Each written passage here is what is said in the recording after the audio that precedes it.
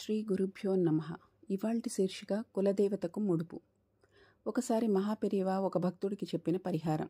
ఇది అందరినీ ఉద్దేశించి చెప్పారు. చాలా సులభమైంది, అందరూ ఆచరించదగినది. సామాన్యంగా అందరికీ ఎన్నో కోరికలు, తీరని కష్టాలు, సమస్యలు, మనోవేదనలు, ఆర్థిక ఇబ్బందులు ఉంటాయి. మనకు ఒక పని జరగాలి అనుకున్నప్పుడు భగవంతుడి దగ్గర ప్రార్థిస్తాం. భగవంతుడిని నమ్మని వారు కూడా కష్టం వస్తే భగవంతుడా ఈ కష్టం నుంచి మమ్మల్ని గట్టెక్కించమని, కాపాడమని ప్రార్థిస్తుంటారు. ఆ కష్టాల్లో నుండి బయటపడటానికి పెద్ద పెద్ద మొక్కులు కూడా మొక్కుకుంటారు. పానకాలు సమర్పిస్తామని, కావిళ్ళు ఎత్తుతామని, తిరుమలకు నడిచి వస్తామని, అంగప్రదక్షిణలు చేస్తామని, నిలువు దోపిడీలు ఇస్తామని మొక్కుకుంటారు. ఆ క్లిష్ట పరిస్థితుల్లో ఇంత పెద్ద మొక్కులు తీర్చగలుగుతామా లేదా అన్న ధ్యాస కూడా మనకు ఉండదు.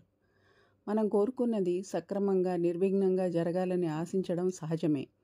పిల్లల విషయంలో అయితే ఎంతో పెద్ద పెద్ద మొక్కులు చెల్లించడానికైనా వెనుకాడరు. ఒక్కొక్కసారి అనుకోకుండా సమస్యలు ఎదురైనప్పుడు మన పరిస్థితి తలకిందులవుతుంది. ఏం చేయాలో అర్థం కాదు.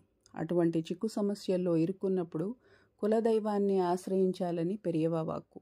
పెరియవ చెప్పిన ఈ చిన్న పరిహారాన్ని చేసినట్లయితే కులదైవం అనుగ్రహం తప్పకుండా లభిస్తుంది. కొండలా వచ్చిన కష్టాలు కూడా మంచులా కరిగిపోతాయి.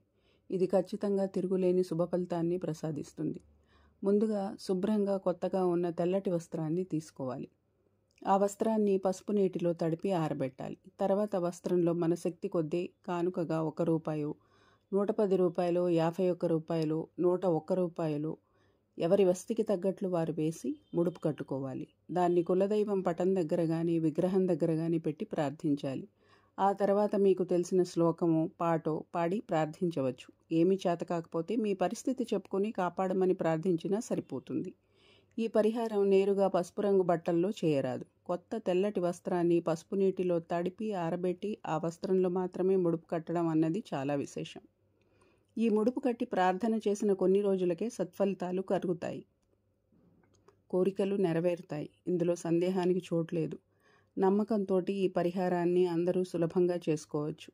పూర్వం మన పెద్దలందరూ కూడా పెళ్లిళ్లకు, శుభకార్యాలకు ఇలా ముడుపు కట్టి కులదైవాన్ని ప్రార్థించే ఆనవాయితీ ఉండేది. ఇప్పటి తరం వారు ఈ విషయాన్ని మర్చిపోయి ఉండవచ్చు.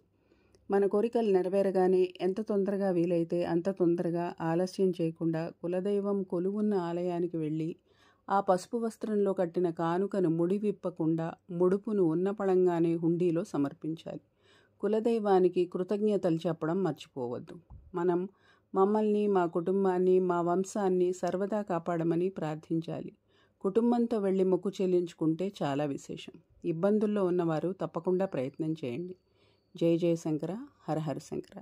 సర్వే జన సుఖినో భవంతు.